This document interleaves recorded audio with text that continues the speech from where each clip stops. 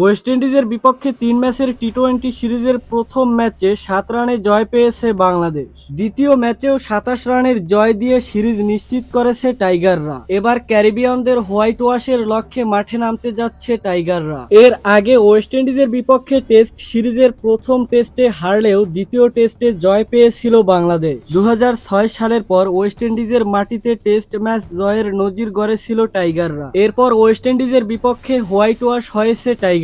তবে ওয়ানডে সিরিজের হোয়াইট ওয়াশের স্মৃতি ভুলে টি-২০তে জয় ছিনিয়ে এনেছে টাইগাররা। টি-২০ সিরিজ জয়ে ব্যাট হাতে বড় অবদান রাখেন ১ বছর পর দলে ফেরা শামীম হোসেন পাটোয়ারি। এছাড়াও বোলার শেখ মেহেদী, রিশাদ হোসেন, তাসকিন আহমেদ, হাসান মাহমুদ ও তানজিম হাসান সাকিবরাও অবদান রেখেছেন। এবার ওয়েস্ট ইন্ডিজের বিপক্ষে টি-২০ সিরিজের তৃতীয় ও শেষ ম্যাচ জয় দিয়ে বছর শেষ করতে চায় টাইগাররা। তবে কি হতে যাচ্ছে টাইগার ভক্তদের আকাঙ্ক্ষা পূরণ? দুইবারের টি-২০ বিশ্ব চ্যাম্পিয়নদের হারাতে পারবে কি বাংলাদেশ? ওয়েস্ট ইন্ডিজকে হোয়াইট ওয়াশ করে দেশে ফিরবে কি টাইগাররা?